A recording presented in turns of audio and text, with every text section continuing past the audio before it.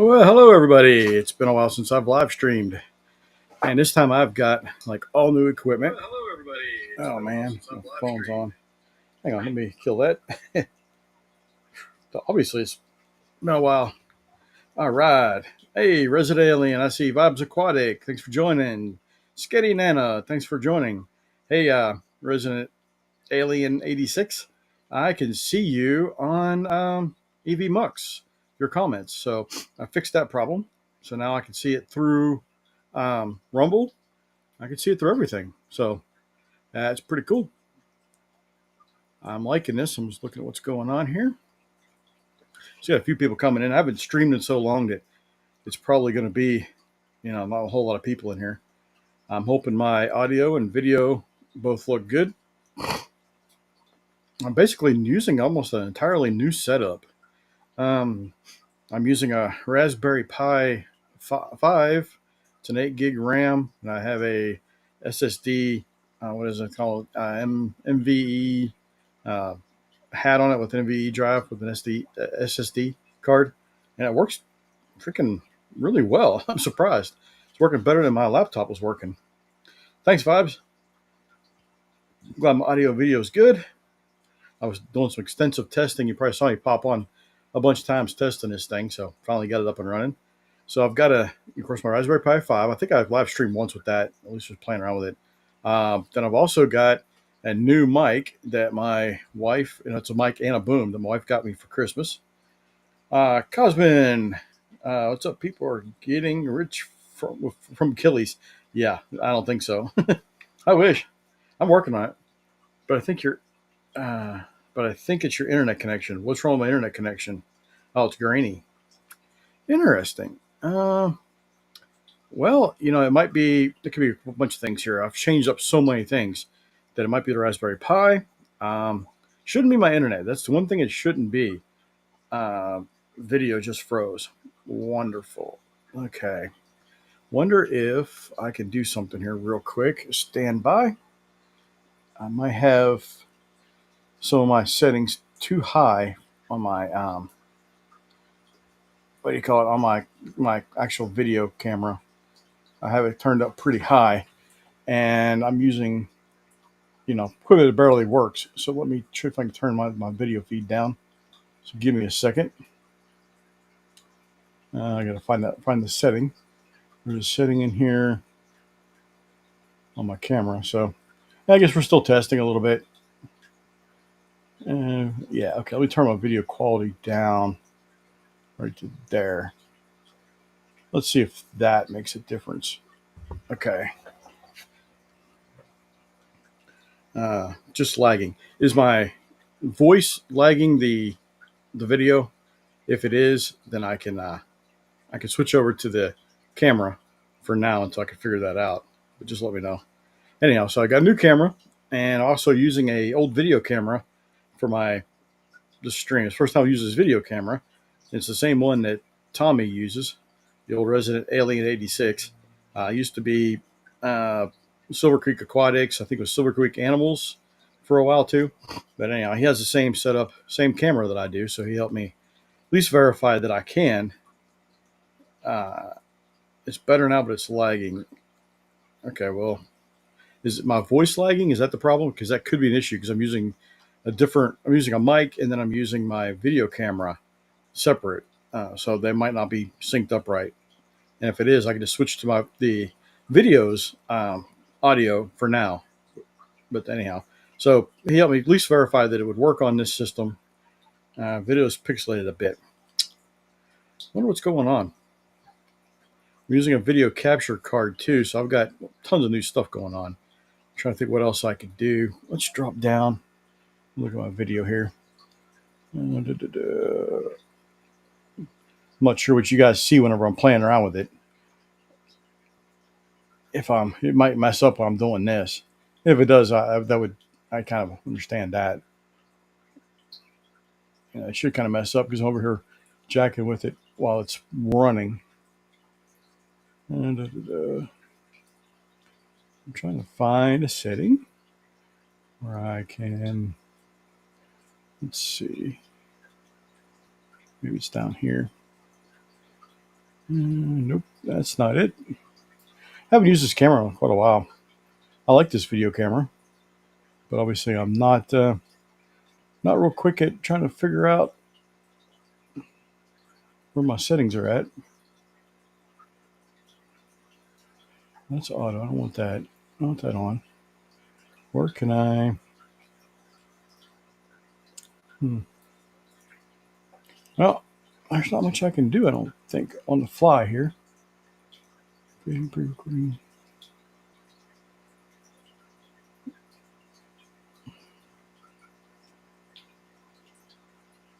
It's got to be here. Hang on just a second. I don't think I need to turn it off to do this stuff. Had a demo mode on earlier, so I was pulling up this like instructional thing. Now I'm not going to be able to find it. I was wanting to turn it down to 780p instead of 1080. That's what. But okay, I'm not going to be able to do that. Okay, yeah, we'll just roll with this. If it's messed up, it's messed up. Not much to see in my face anyhow.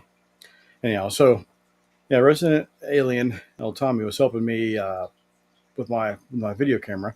So, and he actually even pointed out a video card that he uses, and it was the actual one that I was going to run down to Walmart to pick up. I think the card was like $22 for the uh, the capture card. Don't worry about it, bro. Your audio is good. Well, always the audio is good. A lot of times if your audio can be good and your video bad, it's be okay. But if it's the other way around, it's unwatchable. You can't understand what a person's saying. I'll watch it on the playback and see what's going on with it. So, anyhow, I'm just glad people are on here watching me. So, if you guys haven't heard, there is a large convention, a fish convention. It's going to be like 4 different organizations all coming together, and it's going to be in San Antonio. I believe it's called Texas Cares Convention. It's going to be, of course, the American Killifish Association. Is going to be there. The American Cichlid Association is going to be there. The International Betta Congress, they're going to be there. And it looks like the American Library Association will be there. And there's even something called the Texas Coalition. I can't remember the total name of all that stuff, man. Your shopping and listening. Cool. But those 3, I mean, those 4, it's going to be a really cool convention. There's going to be a lot of people there. I can't wait. On silent and parts store, working on my Suburban. Oh boy, that sucks. Anyhow, so that'll be cool. Man, it's going to be quite a few people there. All those people come to San Antonio. Of course, it's not going to be just like a fish show or anything. They do a lot of different stuff. If you look it up, they have a Facebook a Facebook page. I believe it's under American Cichlid Association, but you can look at it online too. If you just do a Texas Cares Convention on a Facebook, I know it's on Facebook. They have a group for it. It's either a group or a page. So you know the information, and on their website, once you go to it, they'll have the schedule of the whole convention. Uh, Watching you, definitely watching Mark the goat. Yeah, well, thanks. I appreciate that. Um, so the convention, man, it's going to be. They're going to do a lot of stuff. One of the things they're going to be doing is going to Goliad Farms. You may have seen some other channels go there and tour it. He's a really cool guy.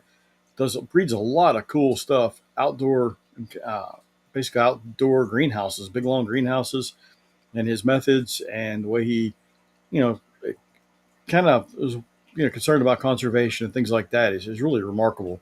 I really like the guy a lot. He's just fun to watch and listen to. I think it's going to be really hot. It'll be in June. This will be Father's Day weekend, the middle of June. It'll be going from that Wednesday, or is it? I think it's officially opens on Thursday. No, it's not Wednesday. Or is it Thursday? I think maybe it's Thursday through Sunday is the convention. So they're going to be having tours. They're limiting the number of people. I think the limit is 54. That's why they could put in a large a bus, like a charter bus. They're going to charter a bus but that's what if you're paying admission for that because you're now they pay for the bus to go down there. I'm not sure exactly how far it is away, but it's a little bit of a drive. Not too bad. We're gonna go over there and tour his facility.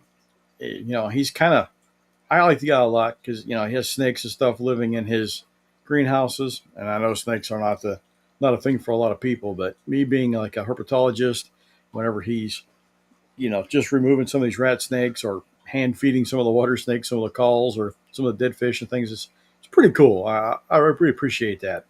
So I would like to go shake his hand and talk to him and check out what he's going on. I think it would be a really good treat. Um, any fish question? Mark knows it. Not everything. I'm really not that good at cichlids. I've only kept a few species of cichlids, things like angelfish and Texas cichlids. A few of the other things like that, but not really any of the African. Well, I take that back. I did a long time ago. I'm talking 20 plus years ago. We had a tank and I had some cichlids in there, and didn't know what I was really doing. Just kind of learning how to keep aquariums, and I believe I was mixing just whatever looked good in the tank. So Africans and South Americans, and people were giving me all kind of grief, and I don't understand why. But just because I like the look of the tank, so oh well. Uh, I think I'd like to learn more, so I need to start watching some channels about cichlids and see if they can educate me on some of that stuff. Um, then there will be going to San Marcos. They're going to be hitting San Marcos, doing a collecting uh, day there, a collecting tour to San Marcos, and they're going to be going to a breeding facility, I guess, for swordtails, which sounds really cool to me. I guess it's all one trip, and I'm not sure. I'm not familiar with that. I didn't know they had a breeding facility, like a farm type of thing, right there in the San Marcos. So I need to find out more about that. I think that could be a lot of fun. Uh, and then, of course, throughout the day they'll have a vendor room set up, so you can go in there. I was going to vend at the show, but I want to kind of do some of the other stuff too, man. I've been working so hard and doing so many things that I think I'm going to kind of take this more of as a vacation. I think my wife and I are going to be kind of taking it easy a little bit, not doing vending, but we'll do the swap. There's a swap on Saturday. They do, and Saturday afternoon, it's just for a couple hours, 2 or 3 hours, and you set up a table and sell your stuff there real quick. So it's not like it's really informal, not like the vendor room where it's a lot of vendors and full setup. So if I go down there, I'm not going to be bringing a full setup. I'll be bringing just some killifish. I'm not going to bring huge numbers of killifish, but I'll bring quite a few killies to sell.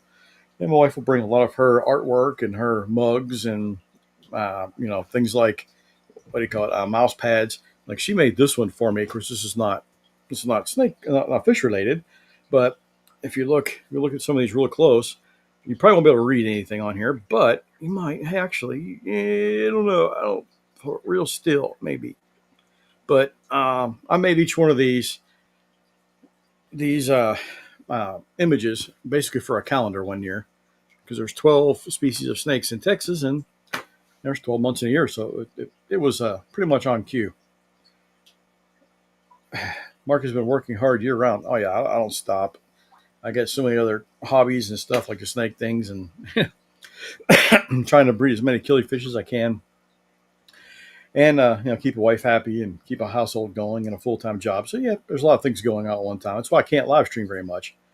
But anyhow, so get back to the mouse pads. So she can make mouse pads. And in fact, if you have an image that you would like to have on a mouse pad, uh, she might be able to do that for you. Just send me an email at pileaquatics@gmail.com, and we'll set you up. We'll see what we can do for you. 2025 goals. Man, this is, I'm going to try and make this a big year. I really am. I think I'm going to try to live stream a lot more. Of course, my live streaming will probably be lacking in May and June, at least half of the last half of May and the first half of June. Man, there's going to be so much going on. There's no way I'm going to be able to live stream unless I live stream it from events. Just to give you an idea, at the Memorial Day weekend, I will be at the Fort Worth Nature Center, doing something called the Snakes of Tarrant County, where we try to get all the snake species and a lot of the other reptile and amphibian species at the Nature Center on display for people to come by and look. That's going to be a Saturday, Sunday, Monday. So that takes quite a bit of time before that, to getting all set up, getting everything all ready, collecting all the animals, coordinating with my other volunteers, and coordinating at the nature center and getting everything set up. We've done this so many times. I think I've done this show, well, since for about 27, 28 years. We skipped 2 years there for COVID. They weren't open. But other than that, I've done it every single Memorial Day. That's where I'll have been, and that's probably where I'll be. And so I've got it down the pat. I know everybody, all the staff that works there. In fact, I've been coming to the Nature Center for longer than any of the staff that works there. So we work with them pretty closely. We get pretty much free rent into place. I mean, we just take over, and they're really, really good at hosting us and allowing us to do that. But that's a lot of fun. So my volunteers have done it quite a few years in a row. So now it's getting pretty easy. Everybody knows kind of the setup. Everybody kind of knows the rules. We have somebody new coming in. We got to get them, lined up, and then breakdowns the same way. Everybody kind of like just goes. I mean, there's not much supervision for me. It's just everybody goes, starts breaking things down, packing it up, and we're out of there quick. So it's pretty cool. And then after that, I think it's the fall. Yeah, it'll be the next weekend. There'll be a fish show planned for DFW. The Aquarium Association is having their expo in Irving, which is right between Dallas and Fort Worth. They have their expo, and it'll be just a Saturday. So I'll be setting up for that, bringing all kind of ton of stuff out. Usually I have 3 tables full of, completely full. I mean, we're running out of room. We fill that thing up so full of stuff. Bring everything I can. Well, I might hold some stuff back because the very following week, it really starts. I'll leave here on Wednesday and get down to San Antonio. That's for the national conventions going on. So I have to keep some stuff back for the convention. And I plan on, if plans go right, I should have a couple pretty rare species of fry. I've got just hatched out today about 6 or 7 fry, about pretty rare species here. I don't know if there's anybody else. There's only a couple people have. Like, there were some imported in, and those got distributed out. So there's a handful of us have the species. And I know some other people are getting eggs too, but I haven't heard if they've gotten fry yet. So just today, all my fry hatched out. So I've got those over here in the grow outs, and we'll see how this goes. This should be pretty cool. Well, actually, no, I don't either. I haven't put those in. I was thinking about putting them over here. I'll put some other stuff in. They're in this little container.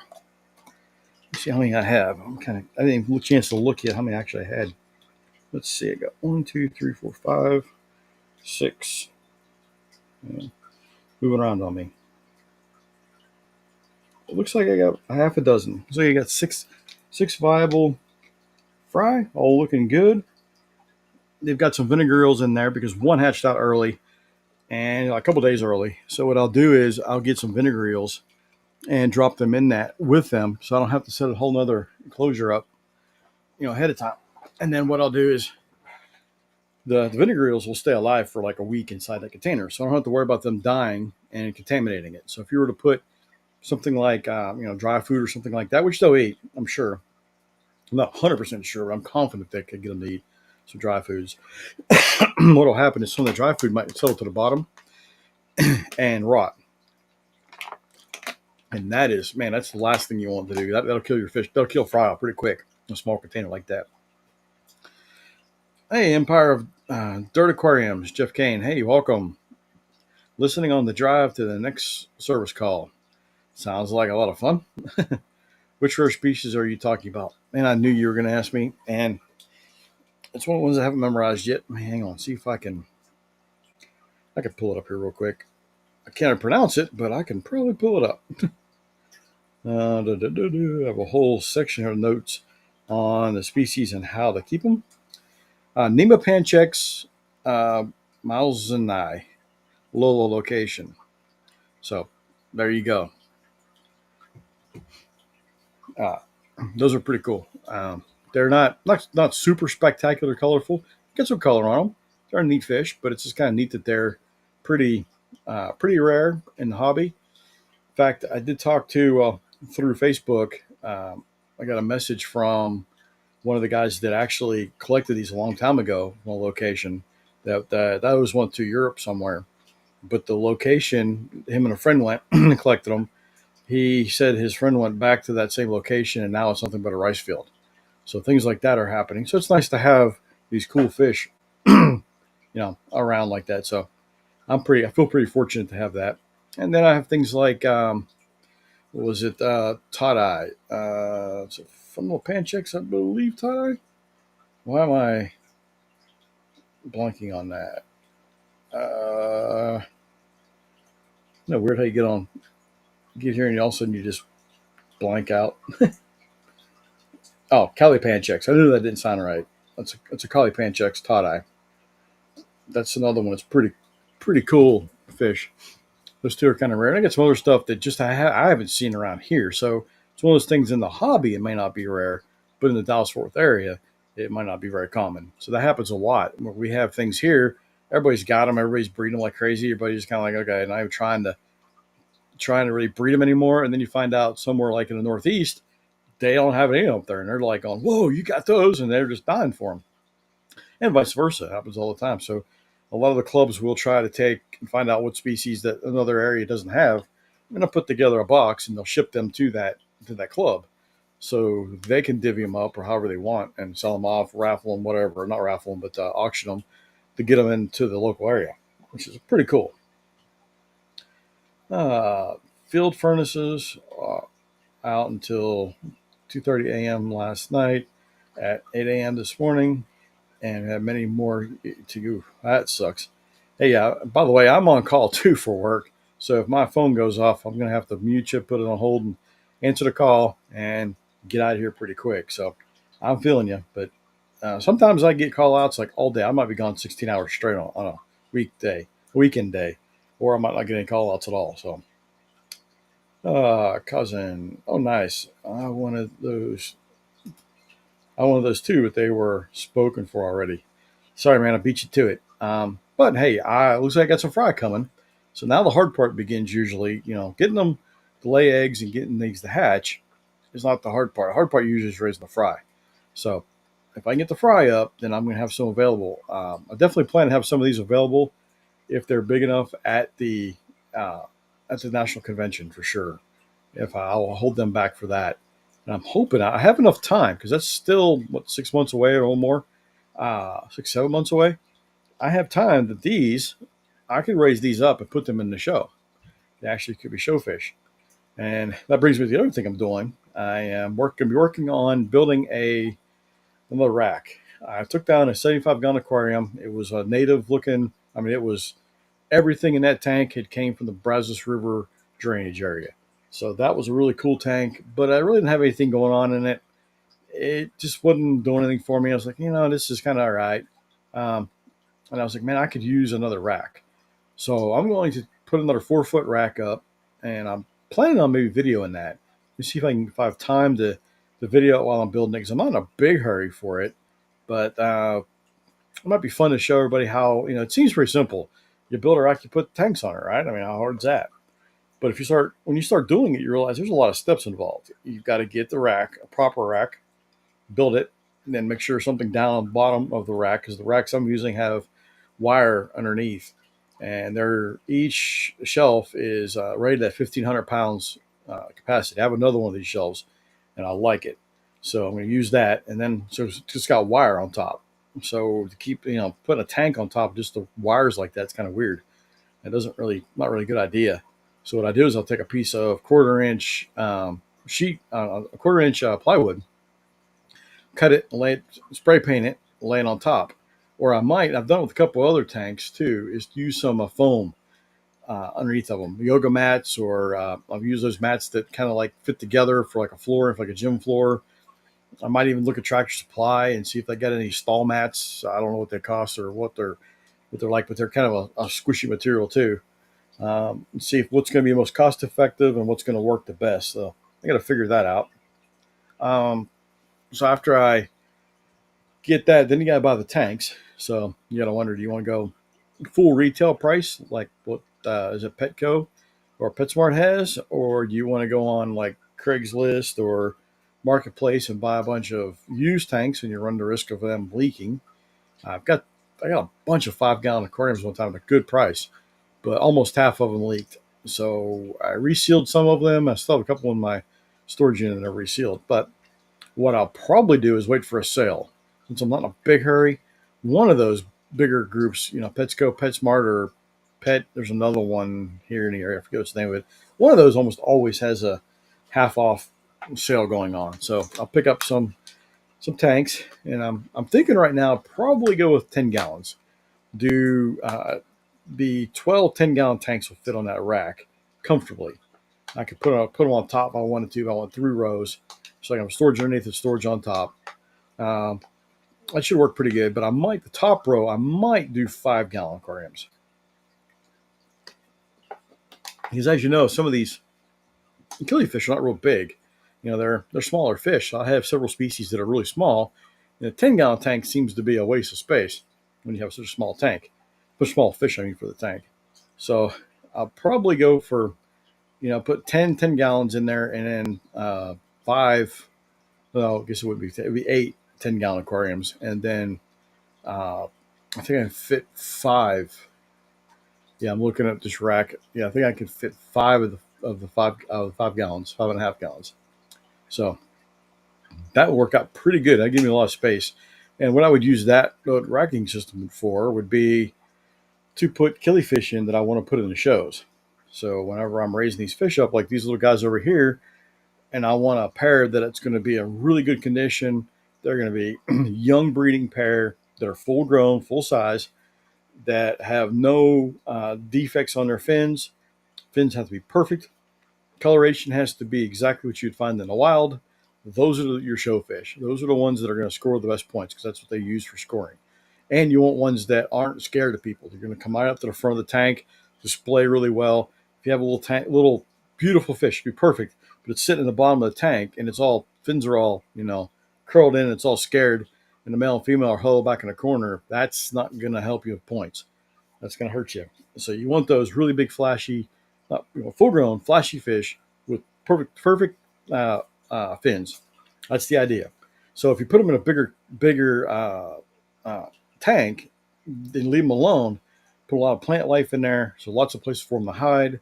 Usually, you can get some pretty nice fish. That's how I've done it in the past. But I don't have any dedicated tanks. I just have a tanks that I put some breeder fish into, and I might swap things around, and I might be growing out some fish in that tank next time, and so it's just not really set up. I want this to be nothing but my show fish, and might put a little more time into aquascaping those, because I really don't do much aquascaping. It's just thrown together.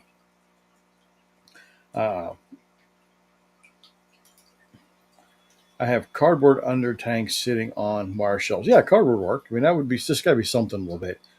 But for especially for 5-gallon, 5.5, even 10 gallons, that'd be fine. If you were putting bigger tanks on a 20-gallon or 20 longs, 20 talls, the weight might be an issue, but definitely would work. So then you get tanks picked out. Okay, well, now you got substrate. What substrate am I going to go with?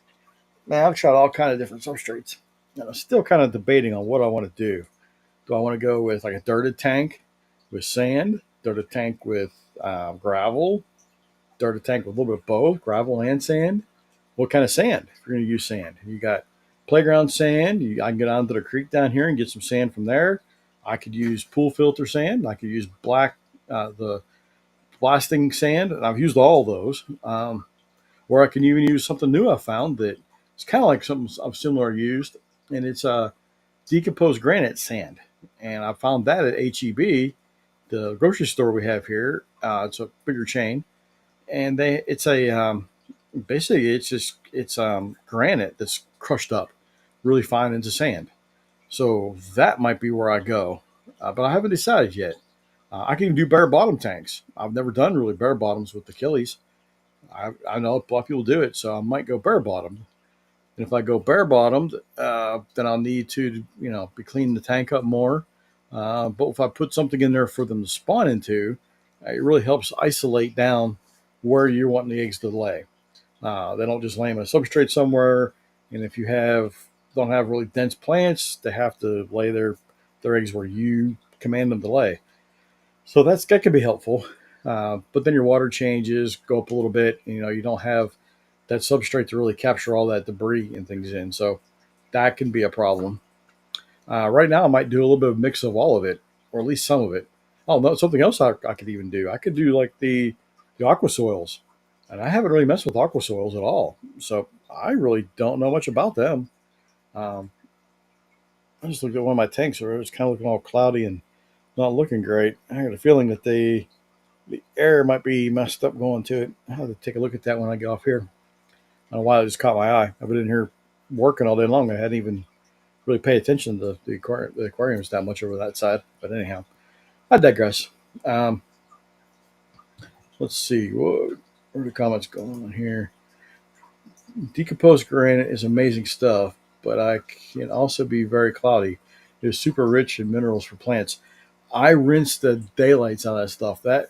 The regular decomposed granite I get from Lowe's or Home Depot, it is some of the dirtiest stuff. It's got tons of clay in it. Uh, but yeah, if you rinse it, you just got to wash and wash all that out. But I want to try it maybe one time, not rinsing it, put a layer down, almost like a dirted tank. Use that as my dirted part of my tank, and then put a cap on it, either just with a bunch of more decomposed gravel or put a sand on top of it, and then put my plants in it. Because I think you're right.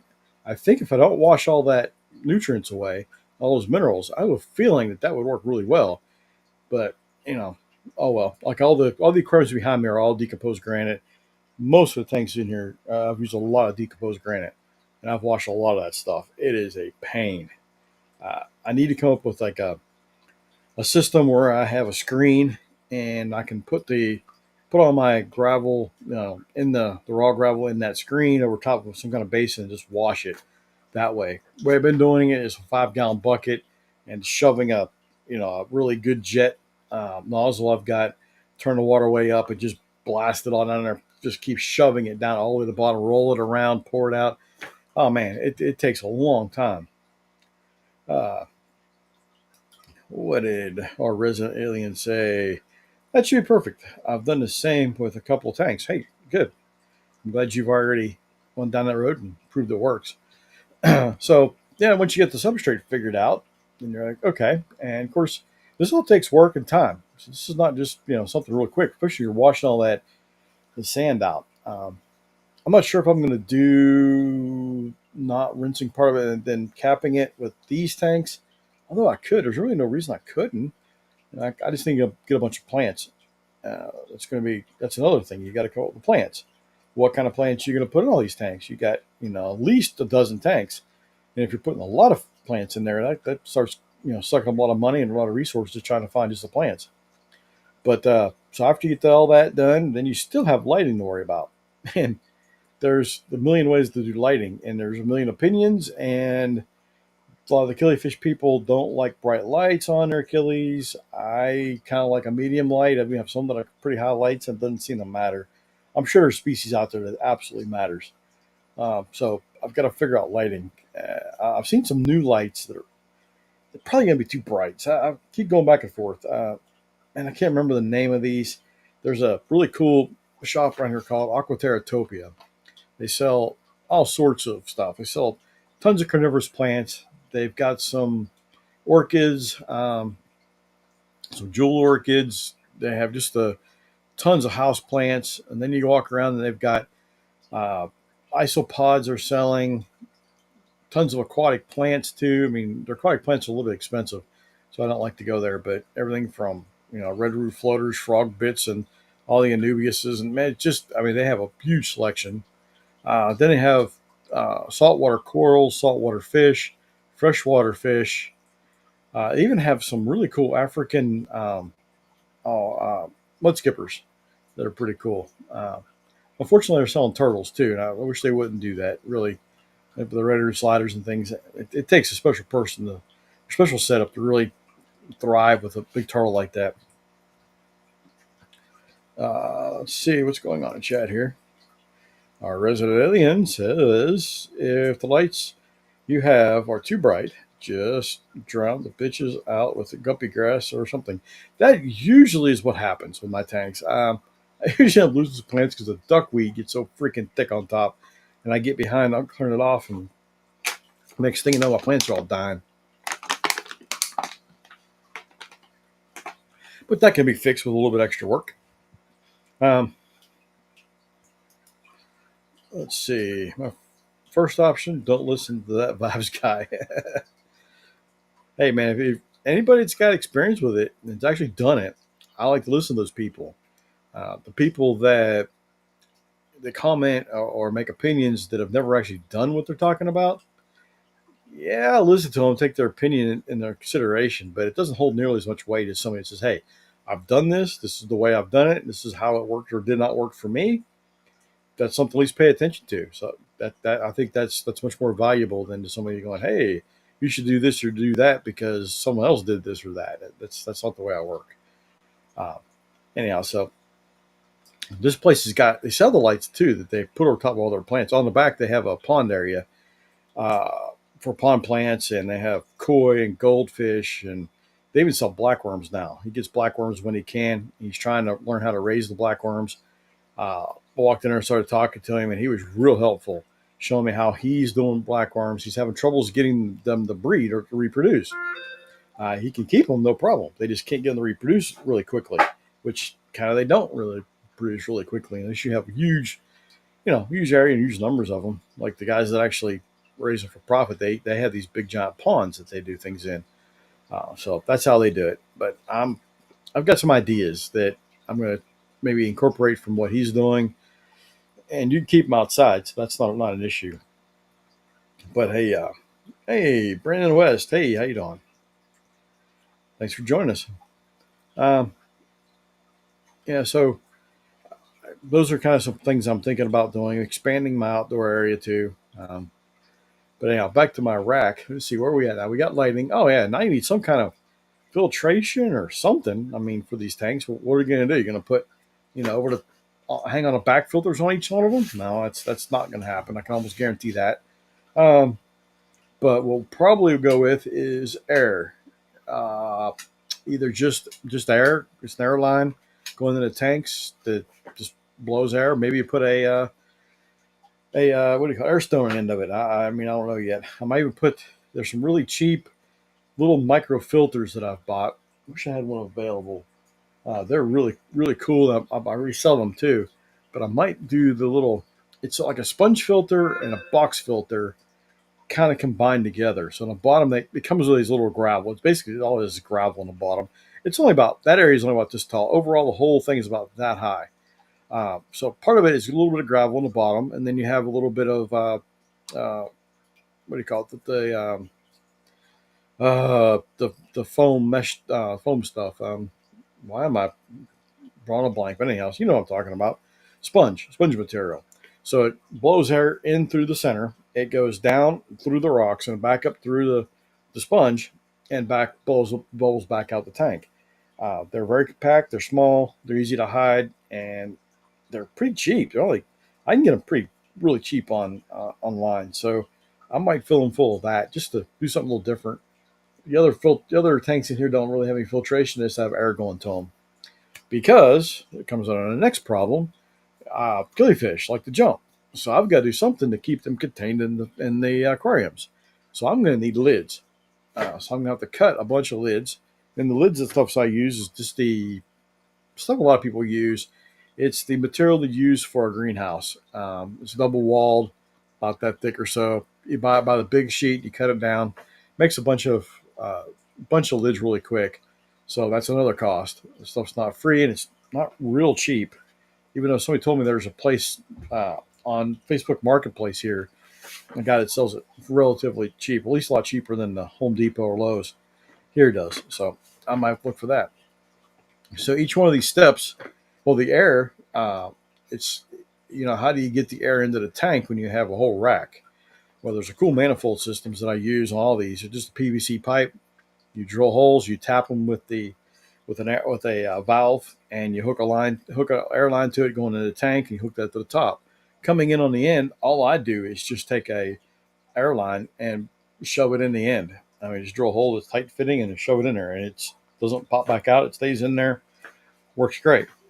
So that's how I would get air to everything. Of course, that takes time. If you're doing 3 shelves, you're doing a minimum of 12 tanks. That's 12 valves you've got to install. It takes a little time. So it's going to take me a while to build it out, especially when you're working full time and got a ton of other stuff going on. It's going to be, one little step at a time. And I'm thinking that if I, videoed all it, just every time I'm doing something, break out the video camera, set it up, and at least record part of what I'm doing. So people get an idea of how to set these racks up, as efficiently as possible. This there, I've got it pretty much all the extra cost cut out of it. It's got about as cheap as we can go. The other lightings that I've used in the past, I can get those. Man, I forget how much those were, like $6 or $7 a piece. They were super cheap, but they're not really that bright. They do okay. I can grow some plants and things, but the good part about those are I like get no algae. I pretty much get no algae at all. Uh, that's the amazing thing. Even from day one, I start this stuff up and I got nothing. No algae, which is amazing. Some of these tanks behind me, I have never ever cleaned the glass, ever, and it's never had algae. So every once in a while, I'll get one. Will start getting some hair algae in it, but then it kind of goes away. If you look at some of these, some of these have lots of. We see like that one doesn't have any plants in it at all, but this one has got lots of plants in it. And these were all set up at the same time, obviously the same lighting, stocked a little differently, but I don't know. It's weird how they work different. Where some of them have plants out of the tops and some of them don't. That makes a big difference, I'm sure. Uh, I was just looking and looks like I got quite a few people on Rumble watching right now. I got 5 on Rumble, which is kind of cool. And if you didn't know, I think I'm going to be switching over to Rumble pretty soon. Stop using YouTube and switch to Rumble. I think YouTube is getting way out of control. Their AI is just causing all kind of problems. They're blocking stuff they shouldn't be. It's just their censorship is way out of control too. Um, the monetization process really sucks. I don't know. I think Rumble. I like Rumble's way it's set up. I think there's a lot of opportunity over there. So if you don't have a Rumble account, please look into Rumble. It's pretty cool. It's basically like YouTube, not much different than YouTube, laid out, but it gives you the same content. It just depends on who all has, got a channel going there. So if you live stream, I would recommend you live stream the Rumble. So right now I'm live streaming to YouTube, Rumble, and uh, Facebook. So I've got 3 different places I am streaming to. I'm using a cool program I like, EV Mux, but with Rumble they have their own studio that you can set up to live stream to those other 2 places too. Do that. It's kind of the same thing. It's not very expensive. It's a very inexpensive way, and you can, but potentially you can start making money right off the bat. I haven't made any money yet, but my channel is tiny. There's nothing really going on over there for me, so that's what I'm trying to set that up. So if you would join me on Rumble, it's still going to be Pile Aquatics over there. If I had thought about it, I could set up a QR code that I could pull up on screen. So if you had a mobile device, something like that, you could you click on it. Even if you're watching it later, you pull it up on another device or a TV or a phone or another phone or whatever, and then use your phone to click to it and go straight to my channel. So it's kind of cool. Let's see what our resident alien has to say. If you decide to join Rumble, please join under Mark's channel. He will get a kickback for you. Rumble.com. Join Pile Aquatics. Man, thank you, resident alien. And man, I have a big apology to make to you and Jim both. I set the setup, went premium to be able to live stream, and I totally forgot about that. I forgot about setting that up, and I felt bad. I was like, but then it kind of comes down to both of you helped me, and both of you are talking about it. So who do I give the referral to? Be a flip of a coin. So it wouldn't be fair anyhow. But man, I wish I'd remember at least do one of you helped you out. But yeah, that'd be nice if you could do that. I think I'm going to start trying to live stream Tuesday nights. So if you're interested in stopping by, so I used to do it Tuesday night. I think it was at 9:30. I went on. Man, that was too late. I don't know who else is live streaming. I probably should check that out. But I think I'm probably going to go on a little earlier than that, maybe 8:30 at the latest, probably. The only problem with that is my dogs like to eat at 9 o'clock. And boy, if I don't feed them at 9 o'clock, they start, man, getting hangry and start wrestling with each other and barking at each other and just causing hell. So if I'm live streaming and they're out there getting hangry, you guys might be able to hear a lot of that. That might be kind of interesting, salient. Uh, so I think that'll be fun live stream again. I think things are for me are calming down a little bit, so I might be able to get away with that at least until spring rolls around, until things get crazy again. Uh, right now my thoughts are for like the Snakes of Tarrant County event. That might be fun to set up a live stream doing that, but it's hard because I'm kind of running it too. So I'm kind of the guy that's making a lot of decisions, and something needs to be done or whatever. I'm the guy that they come to, or something happens, I need to be there available. So live streaming during that might not be really that feasible. We'll see. But at the national convention, I definitely plan to live stream there. I think I have plenty of time. There'll be some downtime to walk around the room, take questions, and just enjoy myself as I'm live streaming. I think that would be really cool. And if I do go to Goliad Farms or San Marcos, if that opportunity is available for a live stream, I will. But I'm not sure how that's going to work. Let's see what's going on here in chat. Our resident alien. Oh, good buddy. No worries here. I'm just glad you're over there. Oh, thank you. But yeah, I kind of feel bad about that. So, but anyhow,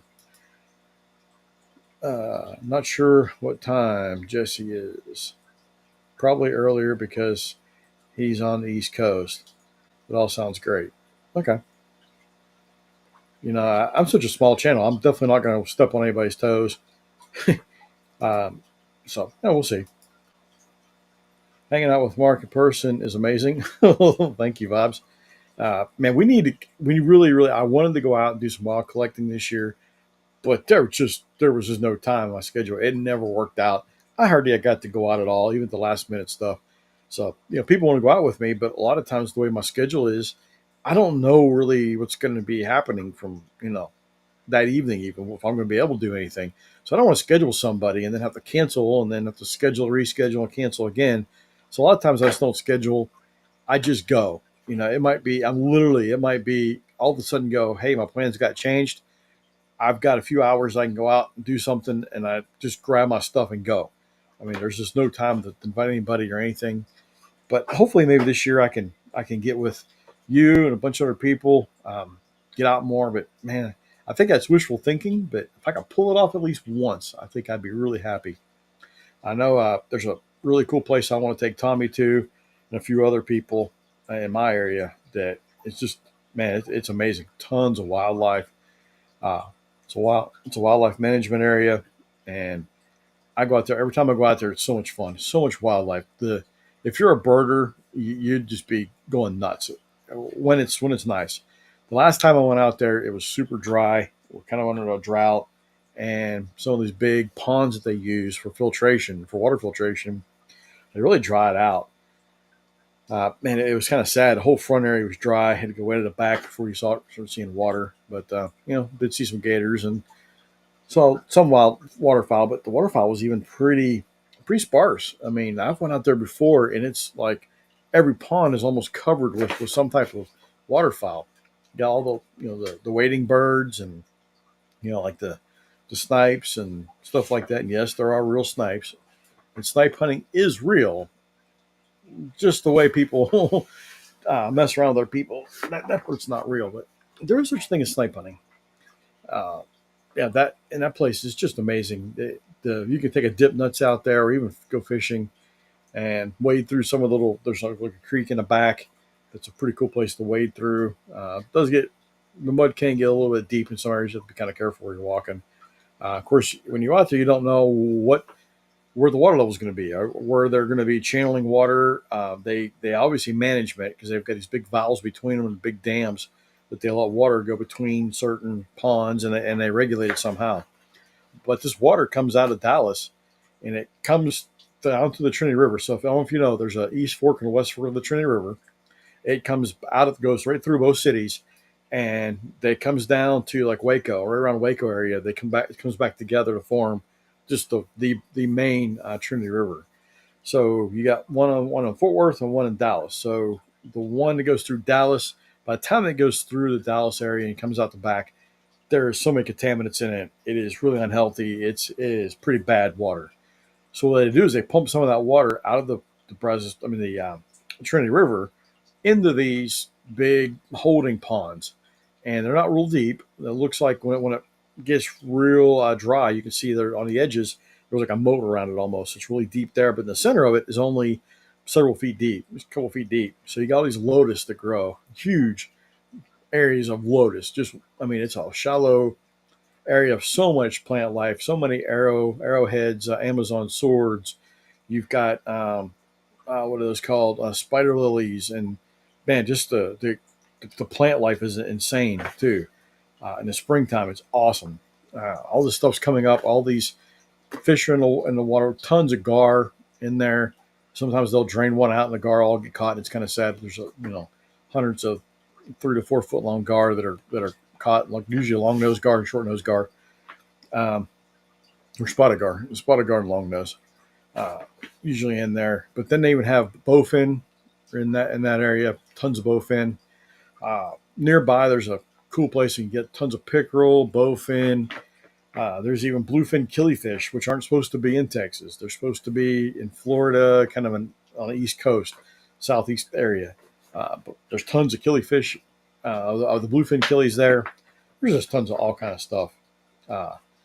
Man, it is one of the favorite places to go because you're always going to find something cool. Of course, there's lots of snakes there, and water snakes are abundant. If you got it at nighttime, just after the sun sets, man, there's copperheads, cottonmouths, water snakes. There's like 3 different species of water snakes there, ribbon snakes, and rough green snakes. It just the list goes on and on. Of course, the frogs. Oh my goodness, you go out there at certain times in the spring, and the green tree frogs are deafening. If you ever know what a green tree frog sounds like, if you've ever seen the movie Mars Attacks and the aliens, the calls the aliens make, that's the exact call of the green tree frog. Beautiful little frogs, man, they're just everywhere screaming. It's very cool. So I'm hoping to get back out there several times this year. Wanted to go out with Tommy this year, but things just didn't work out for us. But we'll get out there again. And it wasn't, we didn't miss anything this time because it was pretty dry. I'm hoping to start really focusing on video and some of my tanks. I've got to work out really hard of how to reduce the reflections and somehow get some good quality. I tried it recently again, and man, all I got was the tanks behind me. You could see the tanks on the others behind me better than you could see the tanks in front of me. So maybe that's what I'll do. I'll just videotape, shoot the camera this way on for the tanks behind me, and that might work out better. Man, just zoom in, I guess. I don't know. It's ridiculous. This room is just laid out terrible for video so that's what kind of really sucks. I think this next year is going to be really cool. There's a lot of good things potentially going on. Really at work was weird. I found a green anole on the floor at my work, which is really weird because there's green anoles in the area, but not this far west. I've never seen one in my county. It's January. I don't know where this little half-grown green anole came from. I just picked up my stuff, was leaving my office to go to their office, and there it was. I saw something fall, and I looked down, and there's this little green anole. So I don't know where it came from. I'm still scratching my head going, that's weird. Oh, you're sharpening at HEB? Well, if you're interested in some of that sand, if you go out, usually it's kept outside, and it's kept over where the chimneys or whatever those things are called, those little clay, basically clay fire pits that they have, and they're used to put the bottom of the line. Those what they use it for. It's the only place I've found it. Is at HEB, and it comes in several pounds bags, but it's like $6 a bag. It's not super cheap, but it's not that bad.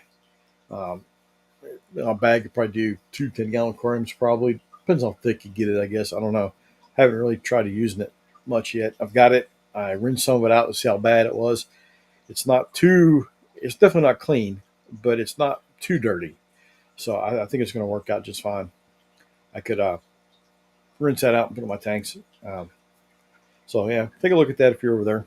Um,